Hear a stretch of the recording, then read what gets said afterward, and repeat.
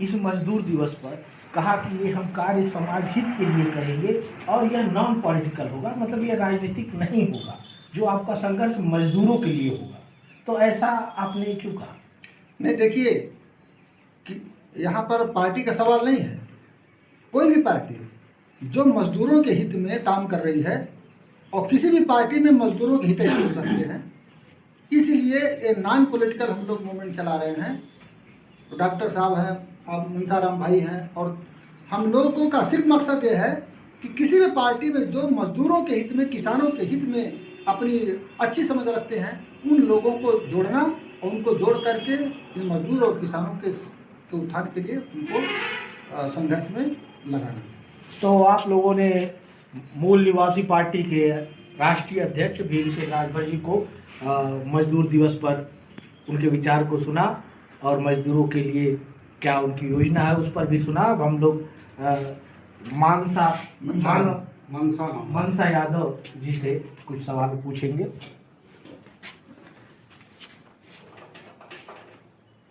मजदूर दिवस मनाना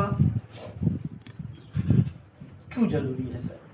इसलिए ज़रूरी है कि इसी दिन मजदूरों को अपना हक मिला था 8 घंटे ड्यूटी करने का, और कोई प्लेटफार्म होता किसी काम करने के लिए, हम इस प्लेटफार्म से मजदूरों की, उपेक्षित समाज के लोगों की बात कर सकते हैं।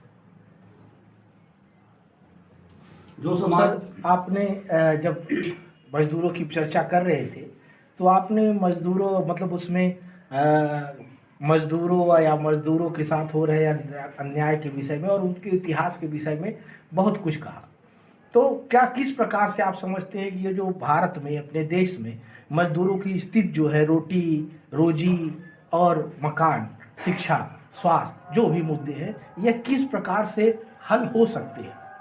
इसके लिए हमने अपने उद्बोधन में कहा था कि सर्वप्रथम शिक्षा जरूरी है। जब शिक्षित आप होंगे तो अपने अधिकार को समझेंगे, अपने कर्तव्य को समझेंगे, और देश समाज प्रति हमारा क्या दायित्व बनता है उसको समझेंगे।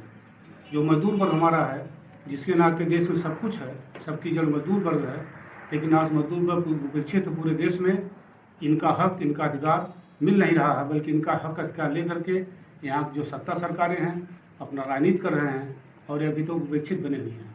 तो शिक्षा जरूरी है, शिक्षा से सब कुछ है, और शिक्षा नहीं होगी तो हम अपने अधिकार को नहीं समझेंगे, अपने उद्देश्य को नहीं समझेंगे, और अपने दायित्व का निर्धारण भी नहीं कर सकते।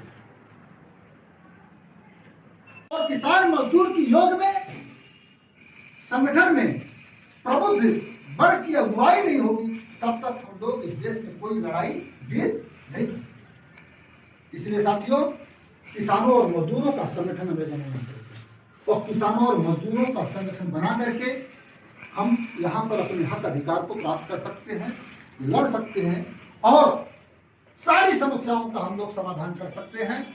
इस प्रकार का आगे बढ़ते।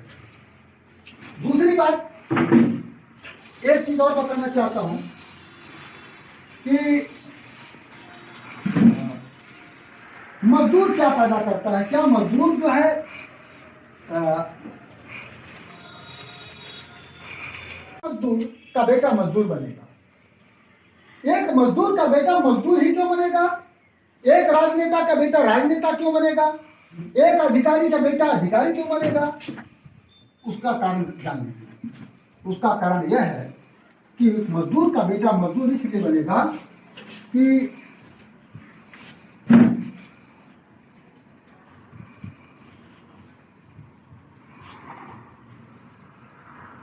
उत्पादन,